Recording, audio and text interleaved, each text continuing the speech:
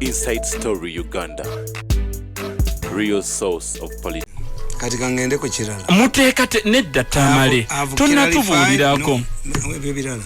I have clarified that I need 20 billion. Kituufu ekyo. But if this man fears that Muhoozi will arrest them, this is the person we need.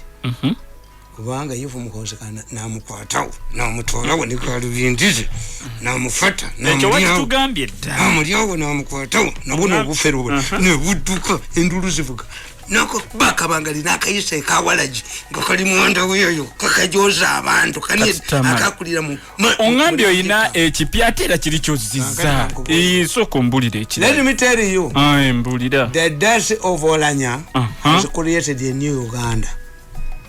Etia abantu babadde I provoked these people into nemba gamba mutuletereyo temuleta Kazimba mulete yani oli omulala alwa Kazimba Mugalu mulete Ntagali mulete eyayogedde eyayogedde I provoked them nga gwenjagala kuba family Olombi Henry Luke Orombi wayogedde wabitegedde.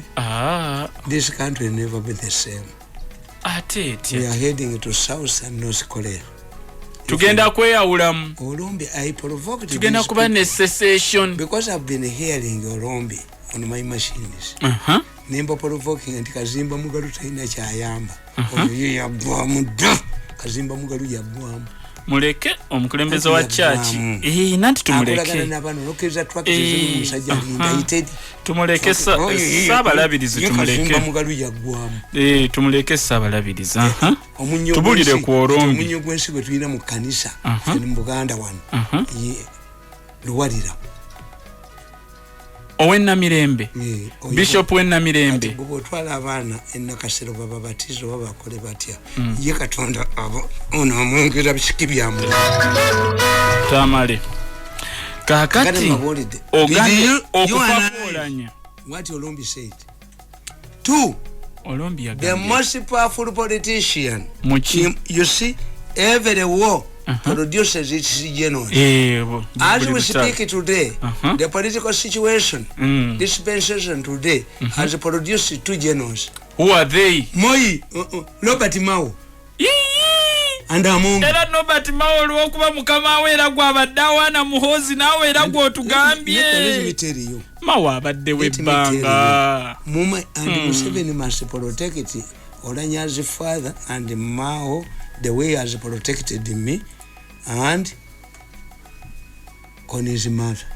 Tata wa Olanya, Nathan Lokori, President amukume akumene Robert Mao nga bwakukumye gwe ne mama wakoni dwachi bali mu bulabe kwegamba bayina obuzibu bali mu buzibu Sajja gandi here goes with me with the rags of the last rags of the monarchy of the French.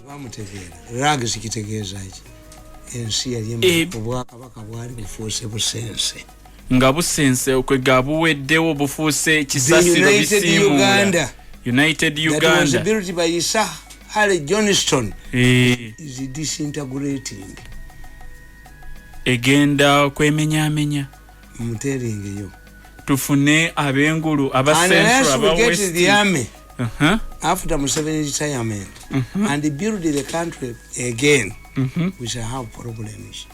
Uganda is now polarized.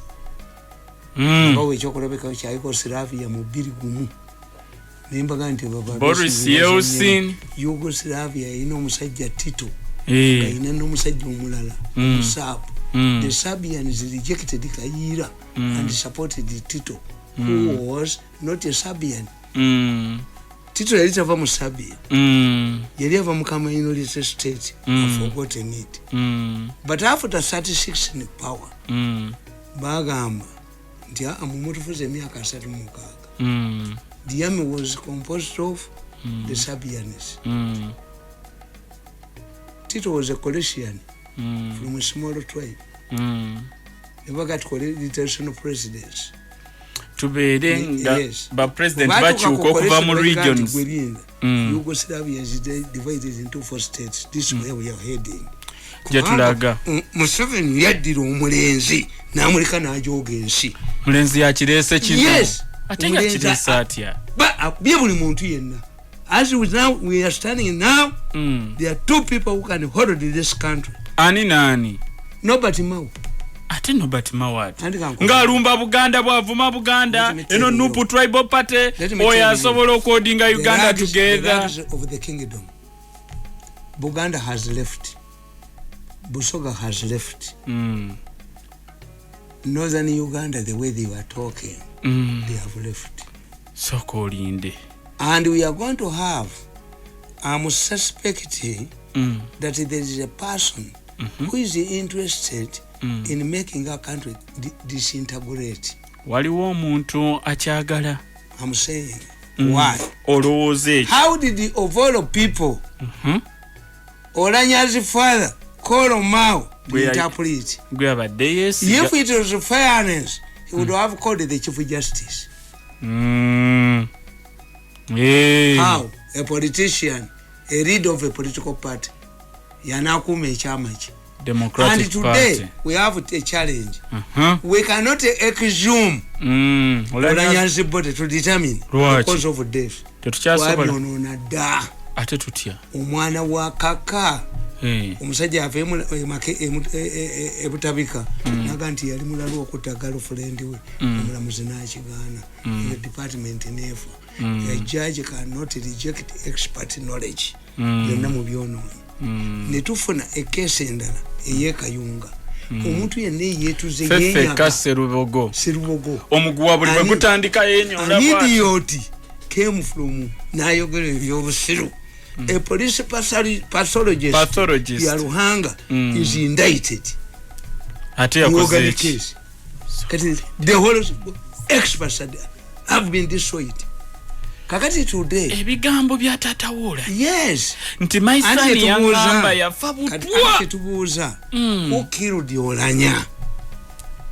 Who killed Olanya? Batamute. Anti yes, because if I ring my kakati tolaba nti nze I write many books. Ninakatabo if I die was killed me. Ojo komulabe ne kali binti singa bamutwala ngo bufakitole bo babuocha duke famu zibazo che ejogo limugwe mutwe. Kati tweyongere. Ndapuzanga weziri. Dwendi Olanya. Kumulabanga duka ne kali binti singa duka. Bamutwala ekikumi. Kati komewo n'Olanya kanzigyewo buno. Ti Olanya kakati ekibe kyetuyina. The only people who know who killed Olanya is Mao and the father of Olanya. Because if Olanya confided to his father that have been poisoned, he must have told him who was responsible, who killed Olanya. Because me I know the Olanya faction is the one that is behind the killings in the Uganda government. Faction Olanya. Yeye mabega. Olanya abadde ne faction. Yes, Olanya swallowed the poison intended for another person.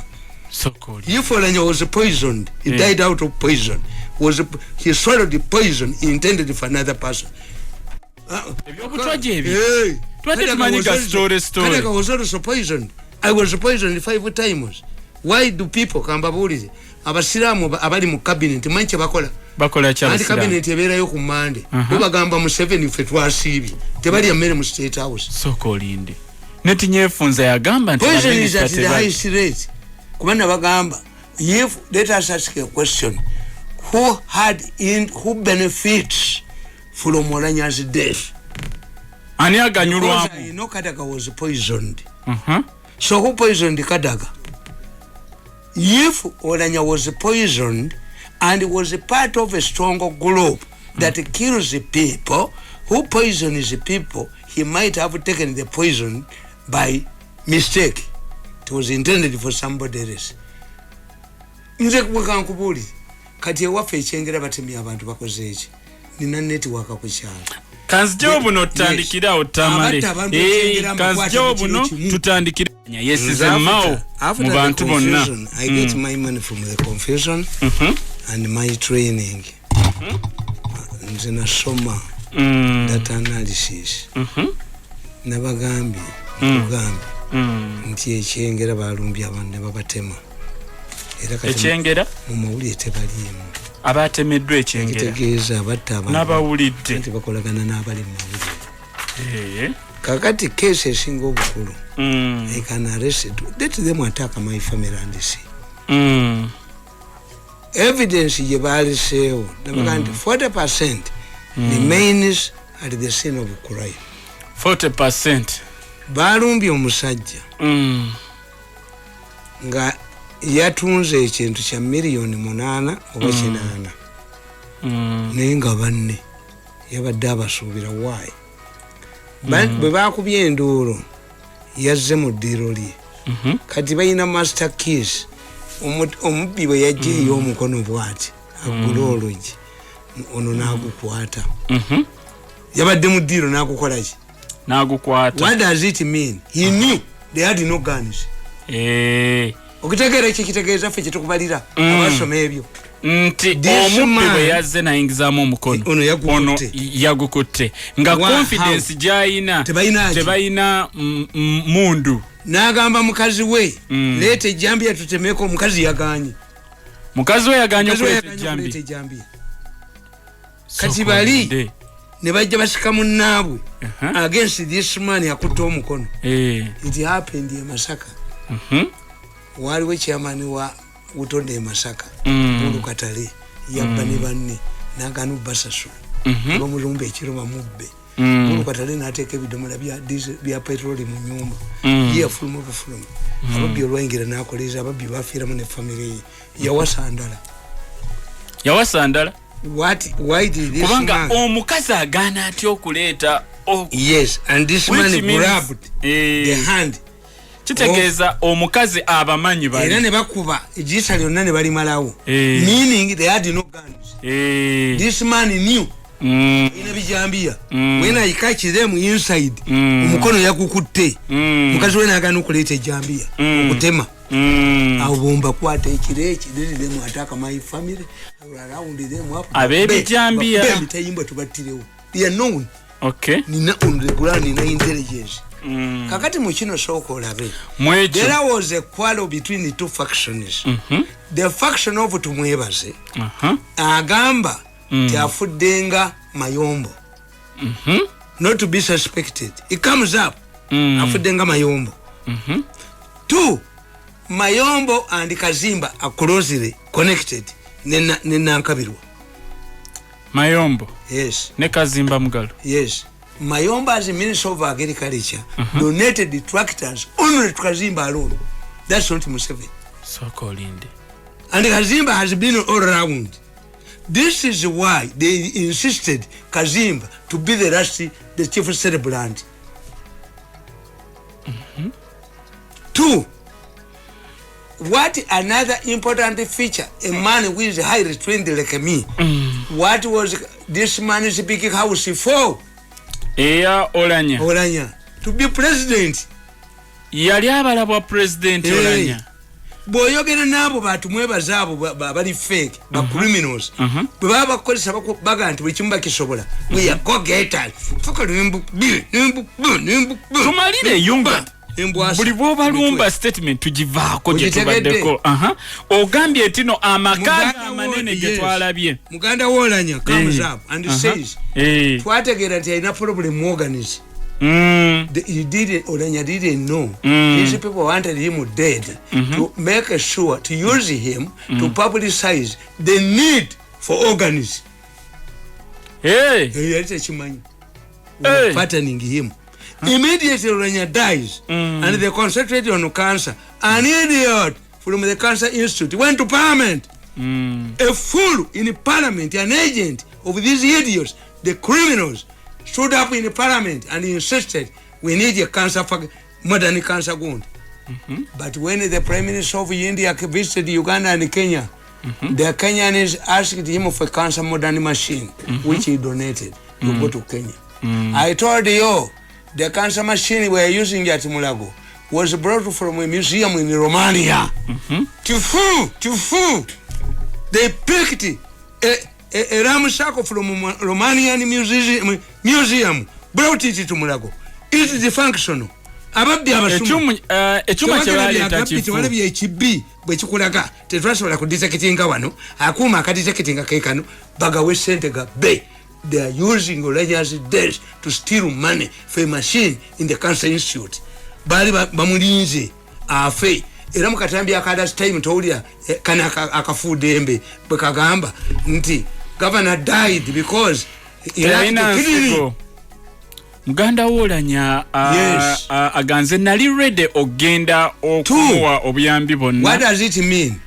Mu body party yonna naye the Chief Justice belongs to the Rwabogo faction. So was created by Rwabogo. Gwatubulira mbabuli Olanya was created by Rwabogo. Rwabogo had a meeting at sawa nya kumaja munyonyo. Natuza Kiwanda era Kiwanda yayogedde.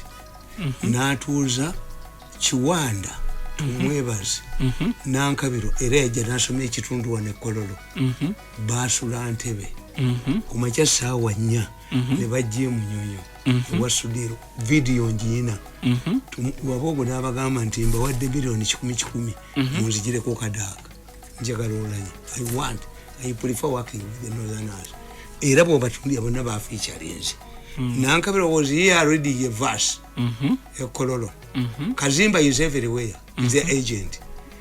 He's the agent. Yeah, akulira Church of Uganda. Ono mukristaayi. Mbabulire in all cases. Omulabirizi w'ennamirembe yabeera powerful. Batalwalira tabiri. Eddwaliro basinga okuttira abantu yesaalo batikuuku. Era ne mu biru yaabwe mweriri kiruddu saalo batikuuku lugazi era singa okuttira omu abantu ne Mulago. So I can assess. This man knew that if he whispers to the Chief Justice belonged to another group. Nalonda Mao. Mao is a friend of Muhoozi. Era Muhoozi yamuwaana nti oyo be bakulembezera naga agenda kulya kinene mu government eddako. Expect justice. Ewa Muhoozi. Kuba bwabeera gwe yalonze anavunula gwamanyi nti no tabikyuse yalonze Mao. Ate Mao mukwano gwa Muhoozi Kainerugaba. Era Muhoozi agamba nno Mao y'omu ku ba politician abasinga obulungi era ajja kulya binene mu government eddako. The old man ga Muhoozi who was told who killed his son would not have confided to Mao if Mao was part of the plot. Mao was attacked by the Olanya group who created NUP. In fact, when Olanya died, there was an attempt before Olanya died to smear, to malign the current speaker.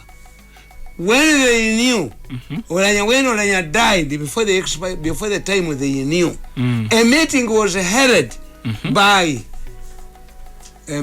held between this man, Zake, Senyonyi, and the speaker, and we reconciled. I have a recording which I sent to Bobby Wine, and I've written a book, Emisege Munupu. Munupu mulimu omusege n'endiga. Bobby Wine bw'abazirunda tazimanyi. Mulimu zipunu n'ennupu. Emisege nupu. I've written already. Who benefit in Olanya. I've avoided the same. Ani afunamu. Mukufa ku Olanya. Kono. Ani afunamu. Mukayole. Okawulidde bakakuba Muhoozi. Mukayole. Lwaki kaweereza tweet nga kagamba has been killed at Mayombo. Nanti ne taata Olanya naye yayogedde. Muyoleko sejjako kanuka ng'amazzi. Kati nga tunatera okuva wano Tamale. Kanuka ng'enagisa kanuka ng'amazzi. Mukayole n'olutulwako Mukayole. Soko kakane. Nga tunatera okuva wano. Kongo yeegasse ku mukago guno. Kana akatabo kange kaakano. Kani Muhoozi Kainerugaba bikamwe Muhoozi kafulumye. Naye abasajja bo bayodde obutabo bwange. If I don't get 10 million from Chisaka in 7 days, she's remaining with 4. She'll use more money to buy coffins than the 10 million I'm demanding. Ate ajiramu wa mu bintu bino. Obutabo bwange ne babujjawa. Abake CCA. Njakalambala. Abake CCA. Ngo ino omwana akolera ku Patriot State Council. He's dead. You have the cops. The moving cops. That is inciting. Me, inciting you. I need 10 million. Is it ya? Kana kaumba tutu kana akabi akaba abana ba boda kaumba tutu katujo from you. There is no sensible coffin that competes with the grave. I'm a grave. I've swallowed many coffins. Ngendo buzaba siramu. Babuza kabuli. Nga sisa wana biafudde. Nayo naamumira ntimugezeko mumulete. I'm a grave. Kati nayo olintana. I've swallowed many coffins. Tamale olintana. If this command of Kampala believes that he can use hooligans to sabotage me economically, like this man is saying, I'm a grave, an experienced grave. When I see a coffin trying to fight with me, I laugh. I'm a grave that has swallowed many coffins. Kasajja gwe akali mu Kampala. I'm a grave who has swallowed many coffins. Vako butabo bwange. Muvako butabo bwange. Kakati tubulireko Tamale. Mumbere no chekiri Ekalamoja. Abatulukana banakenya emundu baziresi. Naye bakuba mukozi. Ne bagamba abantu bebe batani atenga Bakalamoja bebali mukufa. Insisting surrender those people to us. Kakati bwe kibaliko kiri kimu. Kiruwa. Balowooza nti Museveni ajagoba mukozi. Bakugambe nti even in the army where Mirundi praises him as failed. The moment Museveni changes his son from one job to the other, unless I'm a commander, abamu kutaka. Museveni bwa mujjawo. Yes. Namuwa ekifo ekirala. Yes. Nga sikyammaje. Babo kyebagoba. Ti amuje ku commander nti he failed. To commander land forces bimulemi. This man is a general. A celebrated general. Create M23. I said. M23 is a creation. Badde twebuza amajega akayingira konga ate ne tulaba rebel group ngesituse kuba gives them money abutemanyi politics wawo bakonjo bameritinga bachi I know the politics of that area have a document mukamba bodi okumanya Mirundi omuzanyesa I have Mumbere sent me a document he said you are not properly briefed about the history of Bakonjo and he wrote a document and sent it to me because I wrote my book the rise of terrorism in Uganda. Nampuliyanga njogera. Nasindika ADW. That man is giving half the explanation. He is written document Mumbere. Namayo Moses NBS webale kubeera nga owuliriza ne bannamole bonna Hakimu Biru Super FM webale kubeera ko senior. Who banned the Chichwamba Technical Institute? Ekalamoja tomunzise bulungi. Andi nkubolidde nkugamba bagoba mukozi land forces. By the time Orero was commander land forces, peace prevailed in Kalamoja. Era peace ebaddeyo. Kakati ono okuva le yatekinze is incompetent. Ne bwe yagenze Kongo tundabiga. They are provoking his father to sack him or transfer him. Nti ne Mirundi byamwogerako nti is a celebrated general ne somero mwe yasomero lyaba katuliki naye bali rumba these people kana katabo nkubulira ne nkugamba nti bana abasajja era nkubulira wano ne nkugamba nti Madison government nkugamba the above examples and many others that I have not enumerated prepare me for the future. This explains why I was able to stay in government for a good 15 years in the State House and to defeat my enemies in the last 8 years while I have been outside the government. The question is, why is government characterized with malice? One has to look for the following factors. Government nti abana bakitaka yabasiba Nakalema nasiba omusajja Kirunda kubanga Nakalema yali mu kukuba kanisa. Museveni amugambako Nakalema nakwata ne Kabushenga ne bakwata eddagala lya kitaka bwe nabakubye babadde bagala kuwamba kibanka ewamba badduse bati abatamba ensi batta Kabushenga aliyavuma olunaku aliyavuma driver yamuleeta okuva Sironko Nakalema aliyavuma olunaku lwe yava e Karagwe nga tusibula wano chiche mulonchinga in form of birthday mulonchinga political presidency okwetolola eggwanga yonna sirabanga birthday genda celebrating bwa ggwanga lyonna. Let me inform you today. Mbulira. You know. Mumanyi organizing Muhozi kyategeka ekyo kiki. Mumanyi empaka z'abannalungi ani aziteeka mu ssente. These ambassadors who want to identify beautiful girls and intelligent girls. They two go together. They ask you who's intelligence the mayor, and who beauty. Is the mayor of Kampala. Tebakubuuza bisigo byeweesiiga. Genda olabe empaka z'abannalungi bazirwaniramu. Lwaki? Gwe golooza nti ye mulungi. Naye ogenda okulaba baleese mulala. Kakati kakati kibeera sponsored by ki. Do you believe literally? Nti Muhoozi ategeka amazaalibwa ge. Era nanze sibitegeera. Muhoozi talina mawulire. Sibitegeera. But if any of the people he appointed, selected, turns it down by olukifuluma mawulire. Muhoozi his father. His father invested media money in his son-in-law. Mugenda kulaunchinga presidential campaign okwetoola eggwanga lyonna in form of birthday. I don't need Muhoozi just sent a message. Era bakyogedde. Mirundi does not exist. Ako ke katambi kengenda okusembayo okuba. If they don't give me my money, I'm going to start with the stinkers. Mbabira omulenzi oyo. Tasobola kunzita bamu. Michael Kigozi, Radio 1 and Akabozi. Michael Kigozi, webale kubeera nga ogoberera ensonga zino. Kakati mwenna ababaddeko olwaleero mbeebaza okubeera ng'ate mwasalawo okulonda Paul. Imaamu Guma webale kubeerako olunaku olwaleero n'abalala mwenna ababaddeko mbeebaza mwenna kani likadduse n'akateekako nga kati okaasa omuntu sebo kankubuli kasajja gwe n'obutuuvu okumala okutta omuntu ku kyalo n'okolera Museveni akalutte bakuzeemu kuyomba nedda Tamale nedda Amiru Sewanyana webale kubeerako muganda wange Wisdom Kiyonga NBS TV webale kubeerako mwebale goberera aba media bannange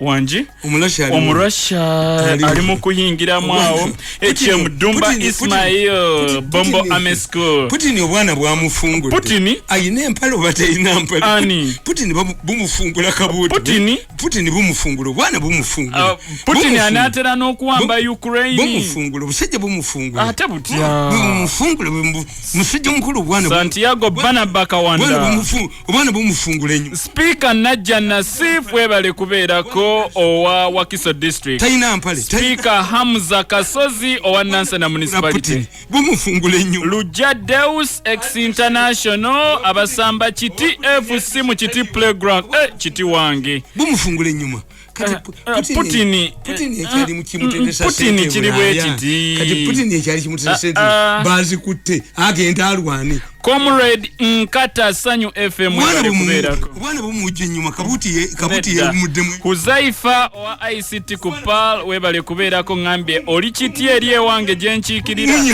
ani Putin naye Putin agenda busabula asangulewo Ukraine yayungudde ballistic missiles Putin talinya kutaka Putin aterwa talinya kutaka linga kinyonyi bawalabe sebo babataddeko sanction ekyo kyakyankalanyiza Putin talinya kutaka Gasa agenda musiba abasajja babala kata baje wo mupiira kata bakola da pipeline eyita mu ttaka ya gas abazungu tebasaaga sokolinde Putin gegamanyi gegabadde nabo bamumaladda ate nga bamulabe ate okufuna mu Germany Germany yalagiriza n'ennyonyi F-16 yani naga nti we must have a powerful Germany sokolinde bakubone Germany is emerging Putin yagambye agenda gisagula ku world map Ukraine ngabino biremye ubona bumungu ateka kati ate Putin kati adumulira mu Kabuli bwe banagala w'ekituli mwayitira mu bamuyisize emmere ubona bumunyu museya inempale Edison Lutwama mu kiti bumuwenjula Kabuli banakatadde watuba nennanga bemiruke jatemba agala nnyo what we learn from Ukraine chiche tuyiga what we are learning from Ukraine tuyiga yochi those who are peddling this stupid proposal of denying Ugandans to vote on their president, they should learn from Ukraine. Kademu? People who have tasted the freedom, you cannot take it away. Ugandans are used to voting their leaders from the village to president. Bagala chichao. Bagenda chichao. Bagambye balina numbers mu parliament. Referendum bakunganya emikono. Tamale ejirimiti kyajja. Kisobola okubaawo. The death of Olanya. The death of Olanya. The death of Olanya has created a new dispensation. Unless you are not a political scientist. The speech of Olombe has divided the country into North and South Korea. Okay. The man told you from Tororo we follow the equator. Okay. Yes. We produce this and this and this. So far, Buganda has gone, Busoga has gone, Northern Uganda is going, and Western will be isolated. Ate Western ejja kuba isolated. Ate abakonzo. Anti dispensation yojiraba. Nti Northern Uganda. Eyoyo tugenze n'Olanya. Western Nile tiwanga ku Museveni Kalulu. Yali mu bajjaka amini. Wali ambacha masaka bichi. Kali tusibule musajja wa Putin yayingidde odda. Kati ono omufere w'emmengo. Yabalimba ono omufere. Mbuba abawesende mu apulutinga ennubu. Agende mu lumbe avume ku Bobby Wine bagenda mu boluwombo lw'enkebuka abaganda enkebuka ate naawe ekyo kibi baluwombo lwankebuka mulimbe mubeere bulungi tujja kukomawo wiiki ejja